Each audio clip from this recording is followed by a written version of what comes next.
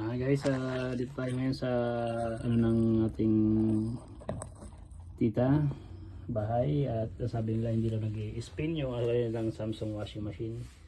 Subukan natin na tingnan yung drain ano niya, yung drain hose kung may mga bara.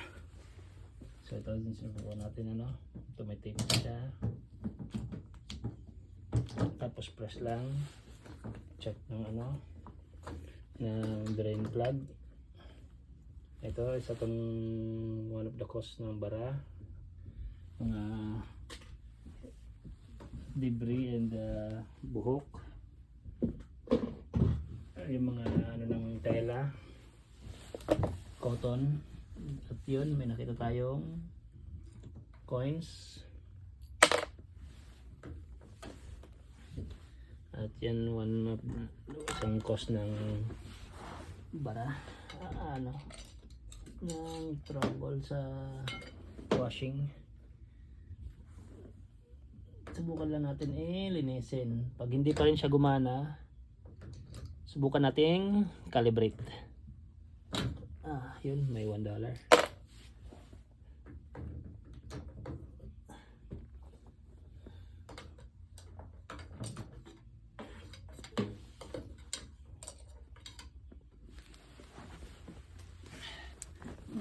Yun nga, may mga ano pa. Ang hirap nito kasi hindi madukot. So yun guys, before kayo mag hire ng mga technician, pwede nyo naman na makasave sa mga simple tips and tricks. Check nyo lang yung drain strainer or plug, baka barado. Yun lang kasi minsan yung cause ng ano, pag hindi nag-drain or hindi nag-spin. Kung hindi pa rin siya nag-spin, set mo lang siya yung system niya by holding temp and delay for a couple of seconds, like 3 to 5 seconds, and push play button. At yan guys, nakita nyo nag-spin na siya. So yun lang gagawin nyo, DIY lang, kayang-kaya nyo ng sarili nyo. At dahil dito na rin tayo, i-reset na lang natin yung kanyang factory settings. Hold lang natin yung temp and delay and push the play button. Yan na yung ano niya, reset niya. Yung kanyang system.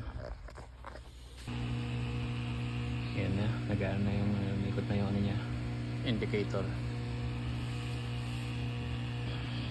Para makaiwas na rin tayo sa mga bugos na technician, ma-charge pa tayo ng malalaki, subukan mo natin itong mga technique.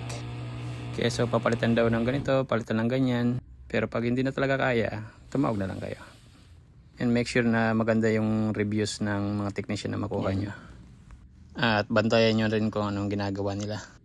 Pag sa dryer naman, hindi matuyo yung labahin nyo, check nyo lang yung ano, yung filter at saka yung exhaust niya. Kasi minsan barado lang yan. Yun lang yung technique.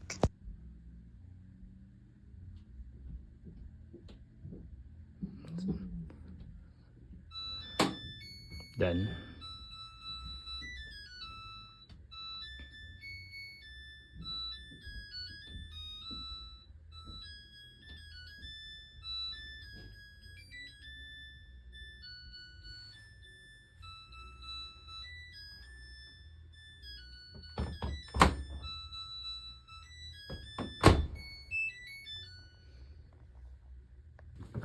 At before nyo pala ito i-open guys, make sure na mayroon kayong pang sahod. Kasi may mga tubig yan dyan nalalabas.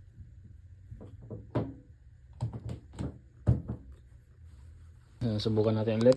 Spin lang. Play.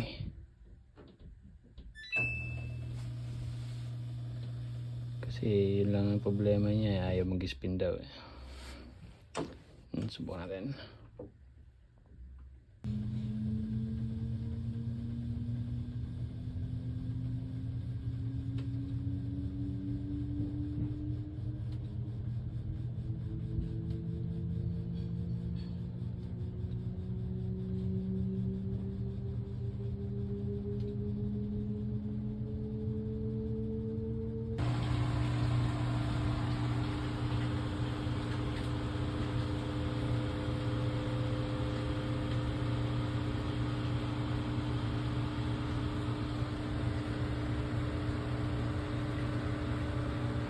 So yan guys, ang ginawa natin sa ating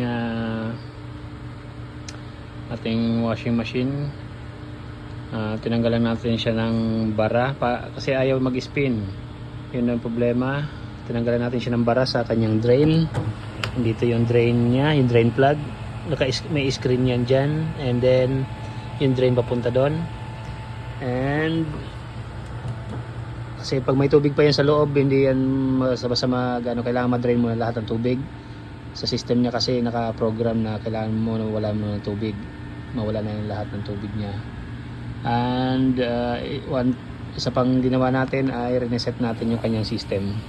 Hold the temp and delay and hold the play button, and that's it. Para niya, pag hanggang may circle pa siya nakikita yo na umiikot, that's babayaan nyo lang hanggang sa matapos siya, hanggang mag zero. Yan, sinubukan natin yung spin niya, and now it's good, running well.